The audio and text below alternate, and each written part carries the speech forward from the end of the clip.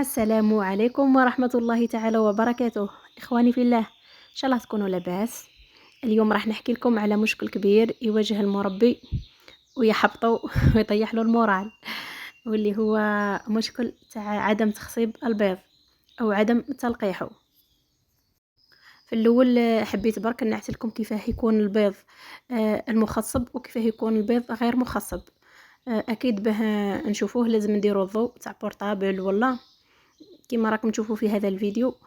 في اللقطة هذه هاي بيضة غير مخصبة. هاك تشوفوا فيها ضاوية بكل بكل، تسمى هذه البيض غير مخصب. وفي هذه البيضة كما راكم تشوفوا هذاك الخط، هذاك الأحمر، هذاك العرق، هذاك هو البيض المخصب. ودرك نبداو الموضوع نتاعنا بربي إن شاء الله. نبداو باول سبب هو السن تاع الذكر نتاعنا. يعني قادر يكون الذكر نتاعنا اقل العمر نتاعو اقل من 9 اشهر، واكيد كي نكوبليو به ماهوش راح يجيب البيض ملقح، واكيد راح يجي فيارج. وثاني سبب انه الذكر يكون مش يجهز مليح. قادر نتسرعو ونحطو الذكر هو مش جاهز. من اهم العلامات تاع الجهوزيه تاع الذكر انه يغرد بقوه وباستمرار، والعضو التناسلي تاعو يكون شويه بارز ومنتفخ.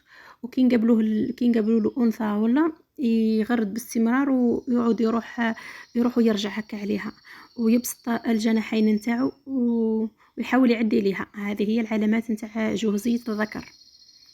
ثالث حاجه اللي هي اظافر الطيور كي تكون طويله بالنسبه للذكر، كما يعود الاظافر نتاعو طويله. اكيد كي يحب يكبس الانثى الاظافر نتاعو راح يضروها وهي تتحرك، واكيد عمليه التلقيح ما تمش بطريقه مليحه. اما بالنسبه للانثى طول الاظافر تاعها راح يسبب لها مشاكل، انه يفسد لها العش نتاعها، وكي تخرج من العش راح يجبد لها هذوك الخيوط نتاعها اللي بانيه بهم العش، والاظافر نتاعها ممكن يخدشونا البيض ويفسدوهم منا. وعلى هذه قبل ما نجمعوا الذكر والانثى في مرحله التزاوج لازم علينا نقص لهم الاظافر نتاعهم كيف الذكر كيف الانثى. واللي ما يعرفش راني درت طريقه تاع قص الاظافر، اللي يحب يشوفها يضغط على الرابط على الفيديو. خامس حاجه هي اللي تسبب لنا ثاني في عدم تخصيب البيض هي كثرة المجاثم والاكسسوارات داخل القفص. يعني لازم علينا نحيو لها المجاثم وكل، نخليو مجثم واحد يكون صحيح ما يتحركش، ونقصوا علينا هذوك الجوديات وهذوك. مجثم واحد يكفينا. وسادس حاجة هي كثرة الريش حول العضو التناسلي بالنسبة للذكر وللأنثى. راح تخلي اكيد العمليه التلقيح ما تمشيش بطريقه مليحه. على هذه لازم كيما نقصوا لهم الاظافر نتاعهم نحاولوا كيفاه نزيدوا نقصوا لهم الريش اللي حول المخرج تاعهم بصح بطريقه سلسه، ونحاولوا ما نقصوا لهمش اللحم نتاعهم، نقصوا من فوق من فوق برك. وسابع حاجه قدر يكون الذكر نتاعنا كبير في السن. السن يلعب دور كبير خلاص في عمليه التزاوج. كاين اللي حط الذكر هو السن نتاعو صغير بزاف، وكاين ثاني اللي يحط الذكر والسن نتاعو كبير بزاف ومن بعد يلقى البيض غير مخصب ويقول واش بيه. الذكر كل ما يكبر في السن كل ما تنقص النسبه تاع التخصيب تاع البيض نتاعو. وثامن حاجه قدر يكون الذكر نتاعنا عقيم، وهذه قالك توجد في حالات قليله بزاف. وتاسع سبب انهاك الذكر بكثرة التزاوج. كاين اللي يزوج الذكر نتاعو الانثى ومن بعد يخرجوا من الانثى هذيك يزيدوا يدخلوا على انثى اخرى، كي يخرجوا من هذيك يزيدوا يردوا الاخرى. هذا مش آلة، راهو مسكين حيوان، خليوه يرتاح بين كل تزاوج واخر. اكيد هذا العمل راح ينقص لكم بزاف من نسبة تخصيب البيض.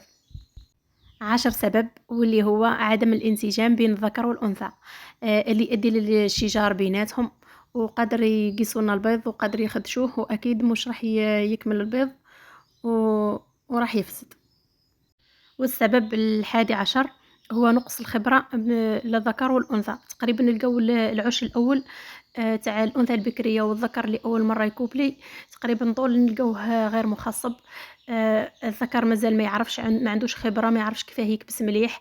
الأنثى ما تعرفش تبني العش نتاعها، ما تعرفش تقلب البيض مليح، ما تقعدش بزاف في العش. المهم هذه بربي ان شاء الله قضيه وقت برك وقضيه خبره. العشوش الجايين بربي ان شاء الله يوليو يخصبوا البيض ويصلحوه بربي ان شاء الله. والسبب الثاني عشر واللي هو تشحم الذكر واللي يمنع من تخصيب البيض. والسبب الثالث عشر تناول الطيور للأدوية في الفترة تاع التزاوج، واللي يسبب لهم قلة تخصيب البيض. اسمحوا لي طولت عليكم المرة هذه.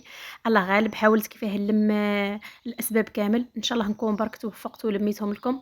واللي عنده سبب نسيت أنا ما ذكرتوش يعمل مزية ويخليه لي في تعليق، بربي إن شاء الله نستفيد منه. وانا البيض هذا اللي راكم تشوفوا فيه راهو تاع موزة والمازة.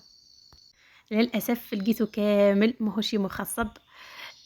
انا شت في الاسباب كامل وحاولت نجمعهم ونشوف طرح الظروف اللي عداو عليا ونعرف وش هي المشكل بعد تاعهم. انا على بالي بلي هذا الاناثي تاعي دخلتهم شويه متاخرين للكاجا، على خاطر صراو لي شويه مشاكل في السلاكه. خرجت الطيور كامل ومن بعد خلعتهم وكلش. من بعد كي رديتهم زربوا هذا ولدوا مازالوا ما تاقلموش مليح مع، ما تنحات لهمش حتى هذيك الخلعه مساكن. المهم قادر يكون هذا سبب. قادر ثاني يكون سبب انا شفت كي الانثى تبغي تتخذ هذيك الوضعيه تاع التلقيح. يجي الذكر يبغي يكبسها، يجيو ذكور اخرين يفسدوا عليه. هذه ثاني على بالي باللي راح تاثر عليهم، وهذه من مساوئ تاع التربيه في السلاكه اللي ندمت عليها بزاف كي ربيتهم في السلاكه. تربي في السلاكه شيء ممتع بزاف خلاص. تشوف هذوك الطيور يطيروا بصح انا تبالي الانتاج فيها ماهيش مليح خاصه للكناري. بربي ان شاء الله العام الجاي مش راح نكرر هذا الخطا، راح نولي نحط غير الفراخ ان شاء الله جدد في هذه السلاكه يطيروا فيها بحريه وينتقلوا من بلاصه لبلاصه بحريه. كيف راح نقولكم، ربي يخلف عليا ان شاء الله ويخلف على كل واحد جاه البيض نتاعو فيارج. ان شاء الله برك المره الجايه يزيدوا يعاودونا لقطه مليحه موزه والمازه، ما عارف يزيدوا يبنيو العش مع بعضهم، ما عارف ما يزيدوش. تمنيت لو كان نكملوا ونشوفوا طراه البيض نتاعهم كي يفقس وكيفاه يوكلوه مع بعضهم. الله غالب ما صلحتش، اللي كتب وربي فيه خير. ولهنا وصلت نهايه الفيديو، وصلت الحكمه تاع اليوم اللي تقول: الحياة لا تعطيك كل ما تحب، ولكن القناعة تجعلك تحب كل ما تملك. فالحمد لله على كل حال.